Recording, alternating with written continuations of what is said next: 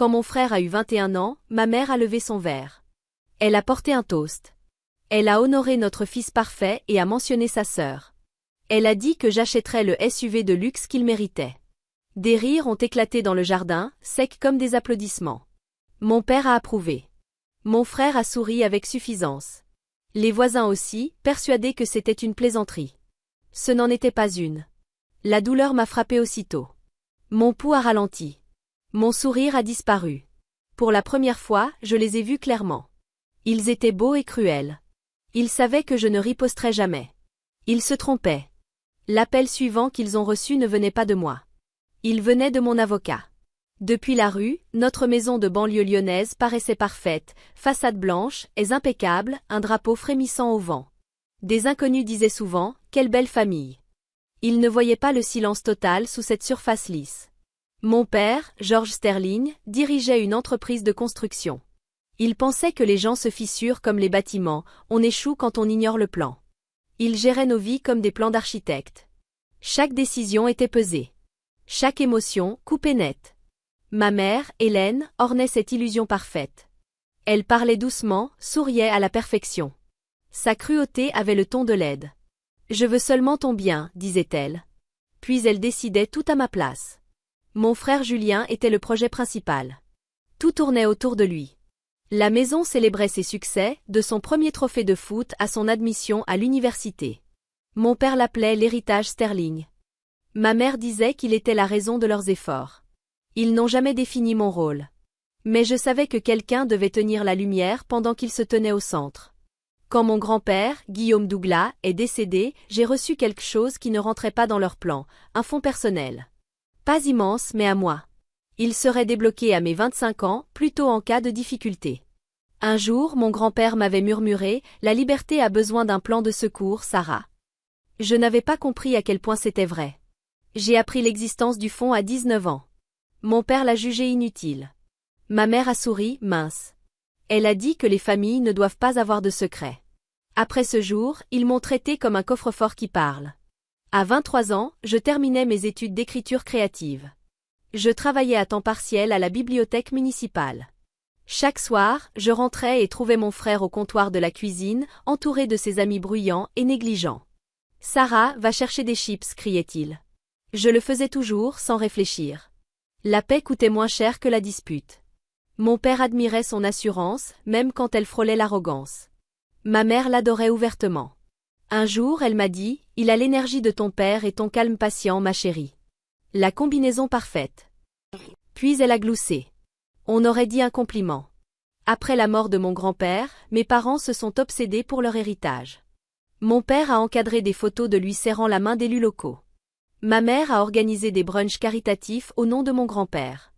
Il ne parlait jamais de tristesse ni de deuil. Seul comptait l'image. Un soir, alors que ma mère arrangeait des fleurs pour un événement, elle a dit négligemment. « Tu sais, ton frère va avoir 21 ans. Ce serait très touchant que tu utilises ton fonds pour lui offrir quelque chose de spécial. » J'ai ri. J'ai vraiment cru à une blague. Elle était sérieuse. Quelques jours plus tard, j'ai trouvé sur son bureau une brochure de voitures haut de gamme. Des SUV de luxe.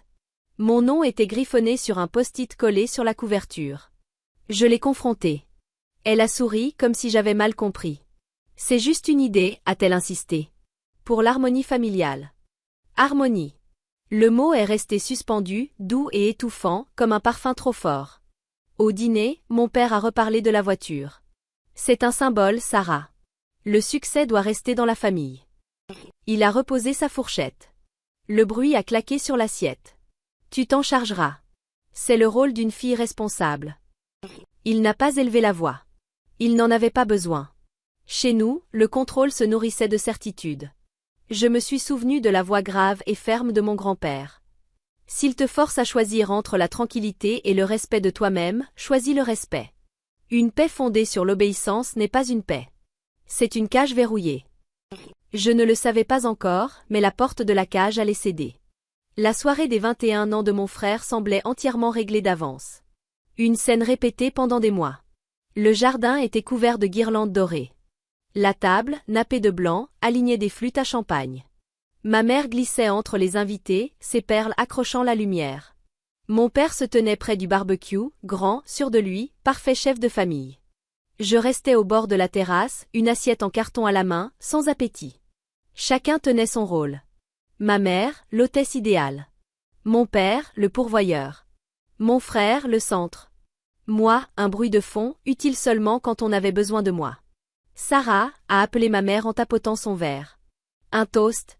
Ce sourire de scène qui annonçait toujours le danger. À notre fils en or et à sa sœur, qui lui offrira le SUV de luxe qu'il mérite. Pendant une seconde, j'ai cru avoir mal entendu. Les rires qui ont suivi ont confirmé chaque mot. Les invités ont applaudi. Mon père a hoché la tête. Mon frère a esquissé ce sourire suffisant, comme si la voiture lui appartenait déjà. J'aurais pu en rire.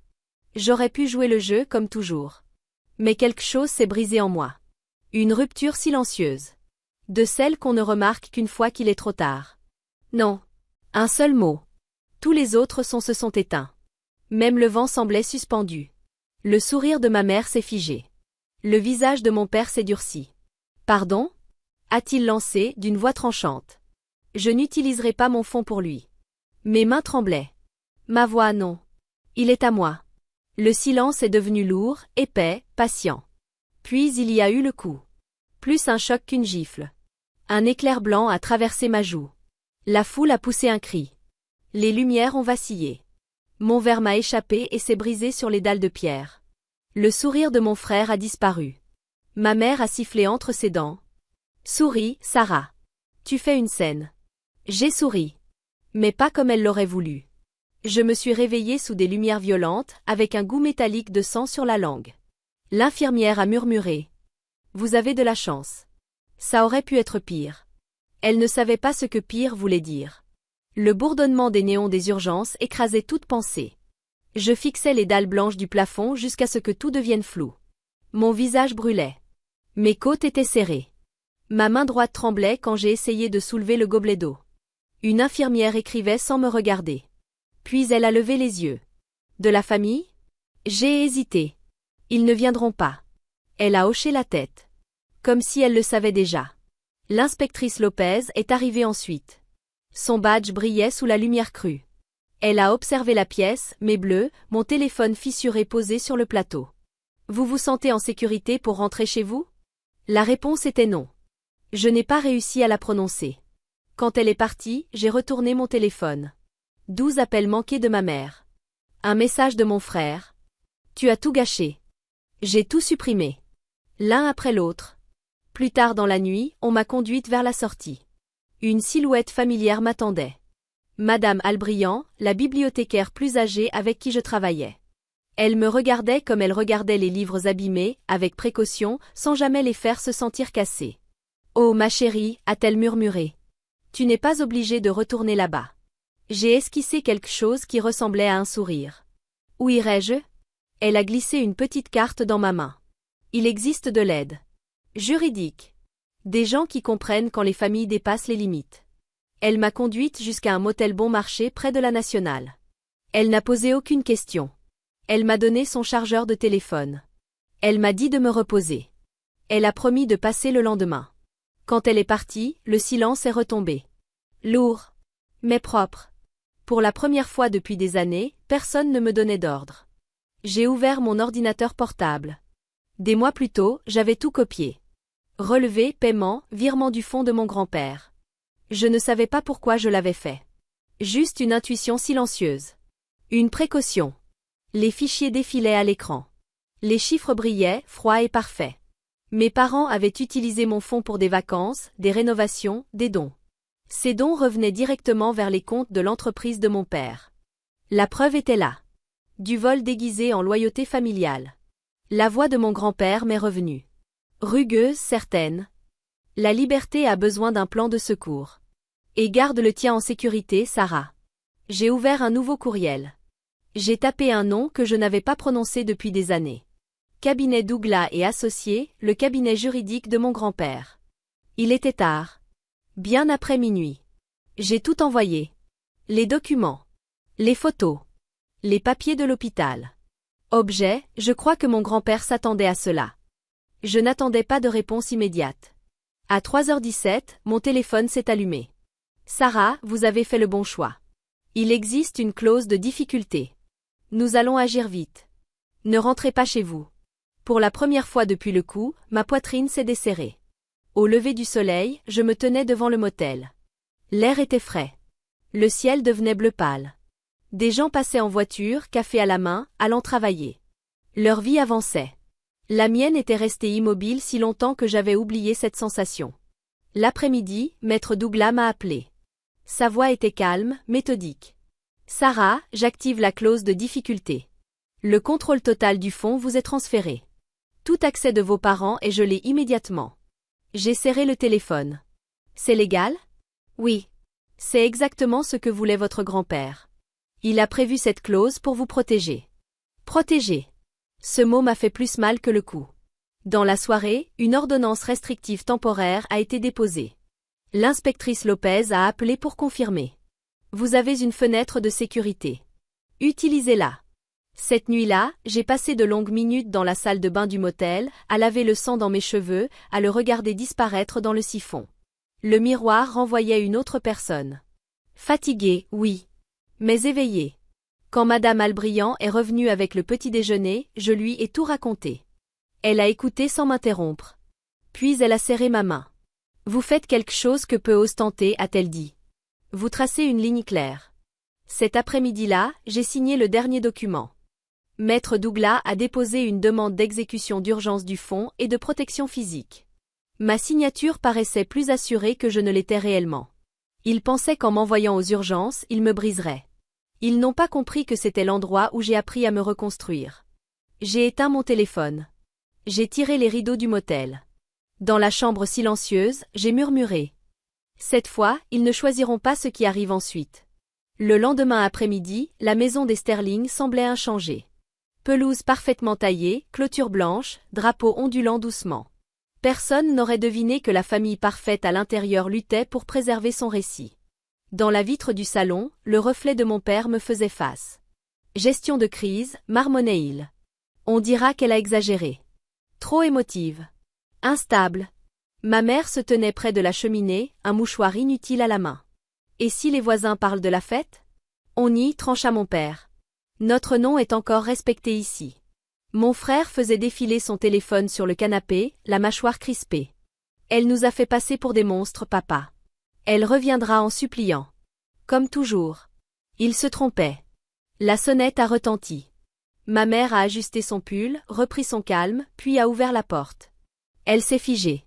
C'était moi. Calme. Les cheveux attachés. Un petit dossier à la main. À mes côtés, un homme en costume gris foncé. Maître Douglas. Ma chérie, a dit ma mère d'une voix trop douce. Tu aurais dû appeler. J'ai appelé, ai-je répondu. Tu as raccroché. Mon père est apparu derrière elle. Sa voix était basse, dure. Toute la ville parle. Tu te rends compte de ce que tu nous as fait? J'ai regardé au-delà de lui. Les meubles coûteux. Les photos. Cette vie que je n'avais jamais vraiment eu le droit de toucher. J'ai posé le dossier sur la table basse en marbre. Maître Douglas a parlé le premier. Monsieur et Madame Sterling, je suis l'avocat chargé de la succession de Guillaume Douglas. Je représente votre fille concernant son fonds. Le rire de mon père a claqué, bref et agressif. Son fonds? Nous le gérons depuis des années. Plus maintenant, a répondu Maître Douglas calmement. Il a ouvert le dossier et sorti un document officiel, tamponné. Conformément à la clause de difficulté prévue dans le fonds de M. Douglas, le contrôle total et la propriété ont été transférés à Mademoiselle Sarah Sterling, avec effet immédiat. Vous n'avez plus aucun accès ni autorité sur les comptes associés. Les mots sont restés suspendus comme une sentence. Les mains de ma mère tremblaient. Tu ne peux pas. Richard dit quelque chose. Le visage de mon père est devenu rouge vif. C'est absurde. Vous la manipulez. Maître Douglas n'a pas bronché. Toutes les transactions effectuées sans son consentement sont examinées par le tribunal. L'usage abusif d'un fonds fiduciaire constitue une violence financière. C'est un délit grave. Mon frère s'est levé d'un bond. Tu ne vas pas vraiment dénoncer tes propres parents? Je me suis tournée vers lui, la voix posée. Tu as utilisé la carte le mois dernier pour tes frais universitaires. Cet argent n'était pas à toi non plus. Il a cligné des yeux. Papa a dit que c'était bon. Je sais. J'ai marqué une pause. C'est bien là le problème. Ma mère a changé de registre. Le doux. Le larmoyant. Chérie, s'il te plaît. Nous sommes une famille. Ne détruisons pas tout pour de l'argent. Je l'ai regardé. Il y avait quelque chose de tranchant et de triste dans mes yeux. Ça n'a jamais été une question d'argent. C'est une question de choix. Tu ne m'en as jamais laissé un seul. Maître Douglas leur a tendu un autre document. Une ordonnance restrictive, signée ce matin. Pour la sécurité de mademoiselle Sterling, elle vivra séparément. Vous n'êtes plus autorisé à la contacter, directement ou indirectement. Ma mère a pâli. Mon père s'est affaissé dans un fauteuil. Le bruit du papier sur la table a résonné. Plus tard, j'ai compris, ils n'étaient pas devenus blancs de surprise, mais parce qu'ils se voyaient enfin tels qu'ils étaient. Tu nous fais ça, a dit mon père. Sa colère tremblait, soudain minuscule. J'ai expiré lentement. Non. Vous vous êtes fait ça à vous-même. J'ai repris mon dossier. J'ai hoché la tête vers Maître Douglas. Puis je me suis dirigé vers la porte. Dehors, la brise a effleuré mes cheveux. Le soleil était vif mais chaud. Une chaleur qui ne brûle pas. À l'intérieur, les voix montaient, colère, déni, peur, mais elles s'éloignaient déjà. Maître Douglas a maintenu la porte. Ça va? J'ai esquissé un sourire. Pour la première fois, oui. Il a hoché la tête. Votre grand-père serait fier. J'ai jeté un dernier regard à la maison. La façade parfaite brillait au soleil. Belle.